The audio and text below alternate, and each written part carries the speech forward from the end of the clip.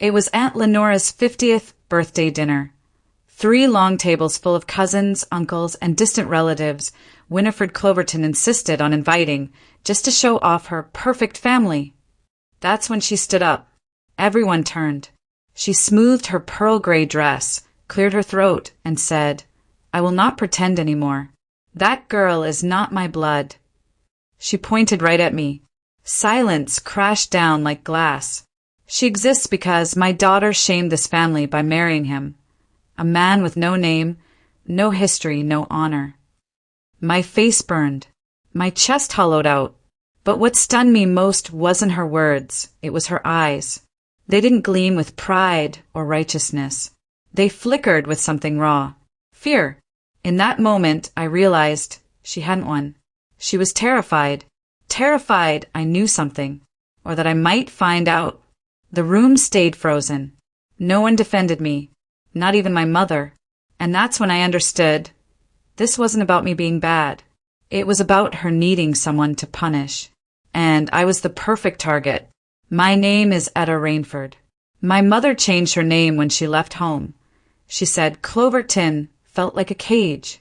She took Rainford from her maternal grandmother, the only person who ever stood up to Winifred and won. I've carried it proudly ever since. I'm 26 now, a graphic designer, and live alone in a quiet apartment with 2 rescue cats.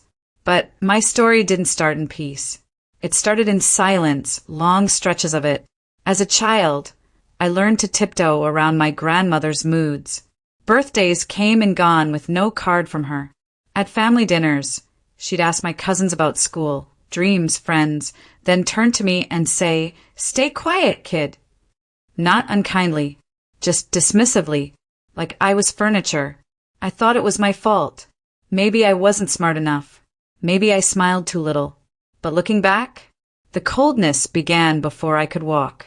Before I spoke my first word. It started the moment my mother chose Arlen, before I was even born. Winifred resented my existence before I drew my first breath. I just hadn't seen the pattern until it was too late to ignore. My mother, Valerie Rainford, met Arlen when she was 23. He was a carpenter, quiet, steady, with calloused hands and a laugh that filled rooms. My grandmother, Winifred Cloverton, hated him instantly. Not because he was cruel or lazy. No, she hated that he was free. He didn't bow, didn't seek her approval. I remember once, when I was 7, grandmother snapped that I shouldn't wear hand-me-downs to her garden party. Dad just knelt, tucked my hair behind my ear, and said, "She's wearing her mother's dress and her own pride. That's good enough for me." Grandmother cut him off so completely I didn't hear her say his name again for years. When Mom chose him over her mother's demands, Winifred saw it as betrayal. And when I was born 9 months later, I became the living proof of that defiance. To her, I wasn't Etta. I was his daughter, a mistake wrapped in skin. And over the years, she made sure I never forgot it, even when she smiled and called me dear in front of guests. But Mom never let the Cloverton name touch me. Rainford, she'd say, is the name of women who walk away standing tall. At family reunions, the difference was obvious. My cousin Milo could spill juice on the heirloom tablecloth and get a chuckle. I'd hand someone a plate and Winifred would say, "Use both hands, Etta. We have standards in this family." If Milo told a joke, laughter. If I spoke, let the adults talk. I stopped trying to impress early on. Instead, I watched. I noticed how Uncle Rafe never made eye contact with her. How Aunt Lenora always changed the subject if Mom's marriage came up. How my grandmother's praise always came with strings. "Good job, Milo. Maybe you'll grow up to be someone important, unlike," she'd trail off, glancing at me. I wasn't just the scapegoat. I was the warning. A living example of what happened when you defied her. And everyone played along because her approval meant inclusion, and her disapproval meant exile. But in those quiet observations, I began to see the truth. This family didn't run on love. It ran on fear. And fear, I would learn, leaves cracks. Cracks people like me can slip through. Eventually. To the outside world, Winifred Cloverton was a pillar of dignity. She volunteered at the Historical Society, donated to charities, and gave speeches about family values. At church, people called her a rock. Even teachers and neighbors spoke of her with reverence. Such a strong woman, they'd say, holds that family together. That's why no one questioned how she treated me. How could someone so generous be cruel? But I saw the duality. The same hands that wrote checks to orphanages would fold tightly in her lap the moment I entered a room, like my presence dirted the air. The same voice that praised forgiveness in sermons would whisper, "You'll never be enough," when we were alone. Her reputation wasn't earned, it was engineered. Every kind act was a brick in a fortress meant to protect her control. And as long as that fortress stood, no one would believe a word against her. Not even from her own granddaughter. But even the strongest walls have weak points. And I was starting to wonder, what happens when the foundation is built on a lie? It happened during Sunday tea at the old house. Just me, Winifred Cloverton, and Aunt Lenora. We were talking about the original Cloverton Family Trust. Winifred said, it was always meant for the eldest son, Rafe's line. But I remembered something. Years ago, during a school project on family history, I'd found a copy of that trust in a box of Mom's old papers. She kept it after the fight over the 2001 changes. It named Valerie, my mother, as co-trustee. I mentioned it casually. I thought Mom was named too. Winifred froze. Her teacup clinked against the saucer like a warning bell. You misremember, she said, voice sharp as glass. Children shouldn't poke into papers they don't understand. Aunt Lenora looked down fast. That reaction. Too big for a small mistake. Liars don't fear accusations, they fear details. That night, I dug out my old notebook from 7th grade. There it was, a sketch of the trust's first page, with my careful printing. Trust shared equally between Rafe and Valerie Cloverton. Winifred had rewritten history and expected no one to check. But I checked, and I started wondering, what else had she erased? I moved out the next spring, just months after she disowned me at 22. Got a tiny studio above a bookstore, took night classes in design, and paid bills with freelance work. Distance changed everything. Without her voice in my ear, I stopped flinching at my own reflection. I learned to sit with silence without feeling guilty. Most importantly, I stopped trying to earn Winifred's love. That's when clarity came. I saw how she used guilt like a leash, how praise was just another form of control. I began journaling, not just feelings but facts. Dates, quotes, odd moments that didn't fit. I didn't confront her. I studied her like a puzzle I'd been forced to live inside. And I noticed something new. People opened up when she wasn't around. The gardener mentioned how she'd fired his father over nothing. The woman who ran the flower shop near Mom's office once told me, quietly, your mom cried in here after talking to her mother, said she felt like a ghost in her own life. Power doesn't always roar. Sometimes it waits in stillness. And I was learning to be still, while watching, listening, remembering. 2 years after I moved out, Uncle Rafe invited me to his cabin for fishing. He rarely spoke to me alone. That day, as we cleaned trout by the river, he sighed and said, your mom wasn't the first one she tried to break. I stayed quiet, just nodding. He went on, there was a girl before your time, engaged to me. Sweet thing. Winifred didn't approve, called her unsuitable. Next thing we knew, the engagement was off, and the girl vanished from town. He paused. Funny thing, right after that, Winifred changed the family trust. Cut out any outside influence. My pulse jumped. What was her name? I asked. Lila, he said. Lila Merrick. Later, I searched public records. Lila Merrick married James Harlow, a man I'd only known as grandmother's lawyer. The records show he started representing her just 2 months later. I don't know what that means, but it doesn't feel like coincidence. Someone else had paid for Winifred's need for control. and that someone wasn't just pushed away, they were erased. I wasn't the first punishment, just the most visible one.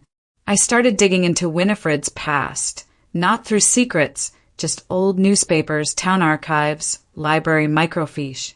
Turns out, before she was Mrs. Cloverton, pillar of the community, she was Winifred Pike, sharp, ambitious, and desperate to climb.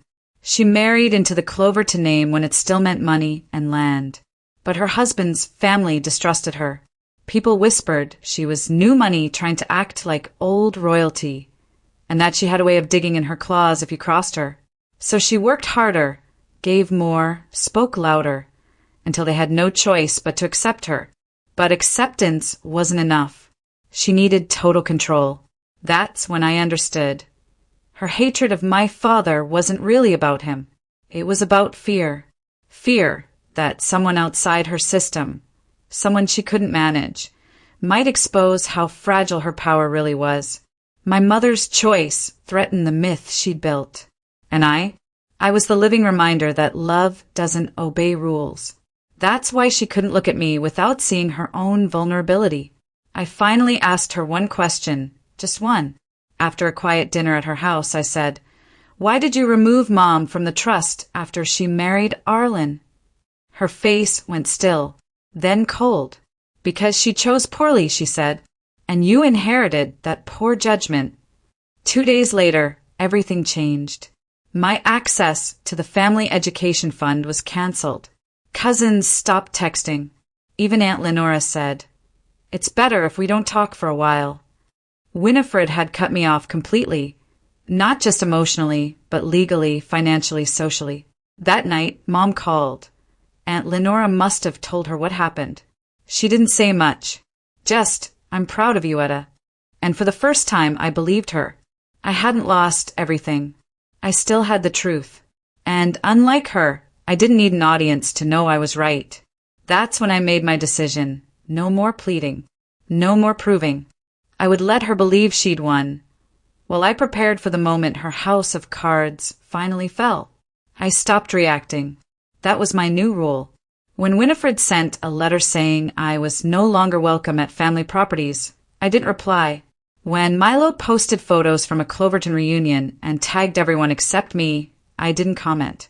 I let her believe I was broken, quiet, ashamed, gone for good. But behind the scenes, I reached out, not with anger, but with kindness. I sent Aunt Lenora a book she'd once mentioned liking. I helped Uncle Rafe scan and organize his old photos for a family archive project. I even wrote a thank you note to the old gardener for teaching me how to prune roses as a kid. Slowly, quietly, I rebuilt bridges she thought she'd burned. People started talking to me again, not about her, just about life. And in those conversations I listened, not to gather gossip, but to understand the fractures she'd created. Winifred's great strength was making everyone think she was irreplaceable. Her weakness? She never imagined someone might earn loyalty without demanding it. I never broke into filing cabinets or hacked emails. I didn't need to. The truth was in plain sight if you knew where to look. The county clerk's office keeps property and probate records open to the public. So I went. I pulled the original 1998 Cloverton Family Trust. It listed Valerie Rainford, my mother, as co-trustee. Then I found the 2001 amendment that removed her, signed only by Winifred and her lawyer, James Harlow. No court order, no notice to beneficiaries, just a quiet edit. But the real shock? A recorded deed, signed by Lila Merrick, transferring the lakeside cottage to Winifred, dated 3 days after Lila's father lost his job. The signature was uneven, unlike the steady hand in her earlier documents. Winifred hadn't just erased her. She'd taken her home and handed it to Milo as if it were always theirs. Her moral authority stood on stolen ground. I photocopied everything, not to attack, but to remember, because facts don't care about feelings. I sat with Uncle Rafe again, this time with tea and the copies from the county office. He paled when he saw Lila's name on the deed. She sold that place quietly, he whispered, said she needed to move on. but she never left town. She lived in a trailer on the edge of Maple Ridge until she died. He looked at me, eyes wet. Valerie wasn't the first daughter she tried to control. Lila would have been like an aunt to you. Winifred couldn't stand that I loved someone she hadn't chosen. Suddenly it all made sense. My mother's marriage wasn't an anomaly, it was a repeat. Winifred had spent decades shaping the family like clay, and every woman who dared choose her own path became a threat. I wasn't the problem. I was the echo, the reminder that love doesn't ask permission. And that terrified her more than anything, because if one woman could walk away and still be happy, others might try. Winifred called a formal family meeting at the estate. Only true Clovertons were invited, meaning me? Not on the list. But Aunt Lenora slipped me the details.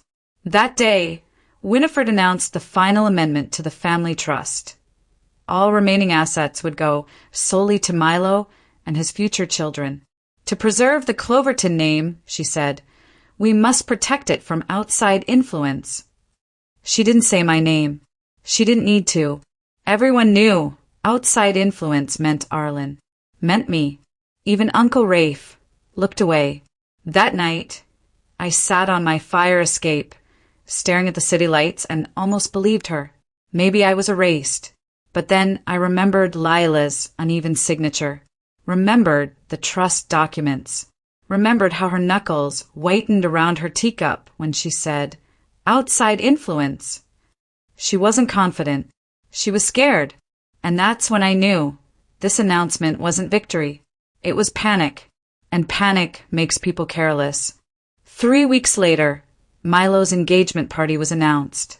I wasn't on the guest list, but Aunt Lenora texted, be there at 6.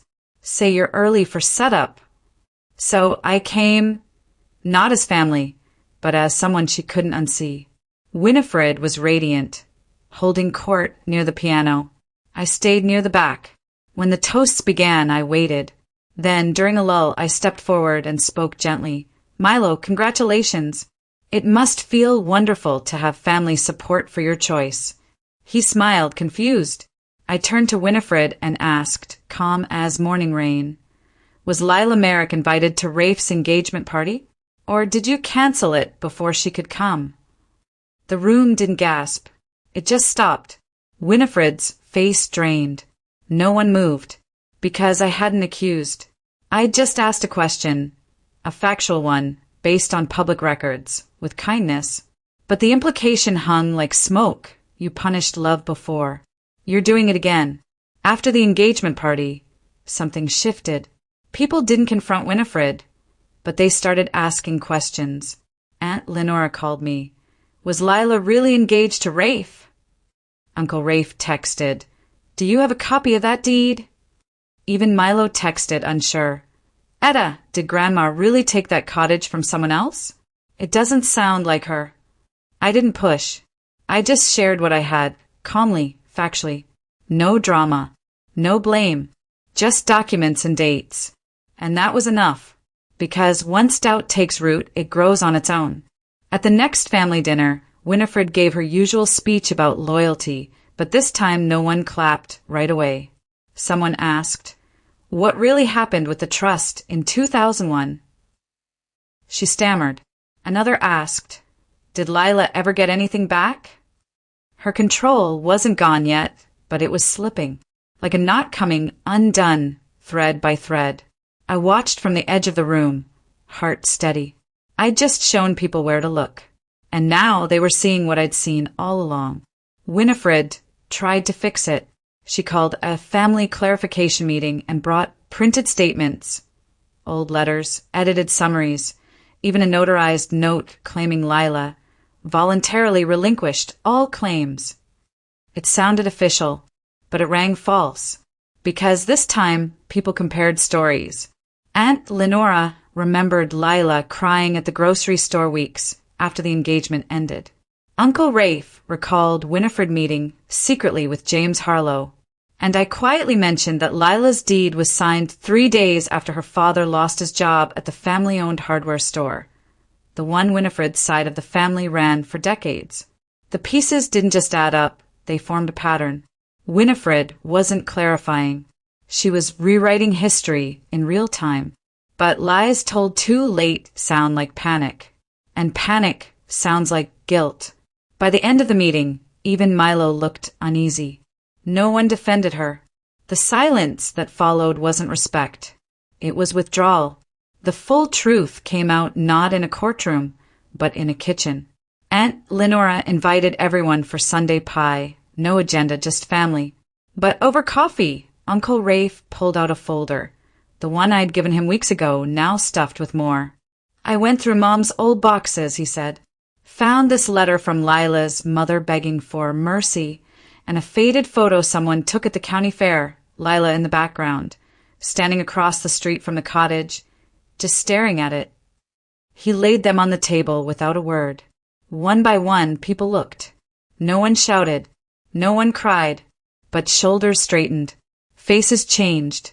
Winifred sat very still, hands folded, eyes fixed on her teacup. She didn't deny it. She couldn't. The evidence wasn't stolen. It was public, legal, ordinary, and that's what destroyed her. Not revenge, but exposure. Her reputation didn't burn in a fire. It dissolved in daylight. 2 days later, Winifred called me. Her voice was thin, controlled. Etta, she said, can we talk? Privately. We met at a quiet cafe downtown. No family, no audience. She looked smaller. Some truths do more harm than good, she said evenly. Think of the family name. It wasn't a plea. It was a final attempt to control, even through me. I looked at her, really looked, and felt no anger. Just sadness. She'd spent decades punishing me for my mother's courage, yet never realized that same courage lived in me too. I could have said yes, could have traded silence for re-inclusion, but that would have made me part of her system, and I was done with systems built on lies. I didn't say no cruelly. I just said, the truth isn't mine to hide. Then I stood up and walked away. She called my name once. I didn't turn back. I didn't destroy Winifred Cloverton. I didn't need to. The truth did that on its own. Within a year, she stepped down from the Historical Society. Family gatherings grew quieter, but kinder. Milo started calling me cousin again without prompting. And Mom? She hugged me longer, like she finally understood she hadn't failed me by loving Arlen. As for me, I opened my own design studio, kept my mother's name, Rainford, and called it Rainford and Root, a nod to where I came from and where I chose to grow. I didn't get the cottage or the trust, but I got something better, respect, belonging on my own terms, and peace. Winifred still lives in the big house, but the power's gone from her voice. Sometimes I hear she asks about me. I don't visit, but I don't carry her weight anymore either. She spent decades punishing me for my mother's courage, only to be undone by her own.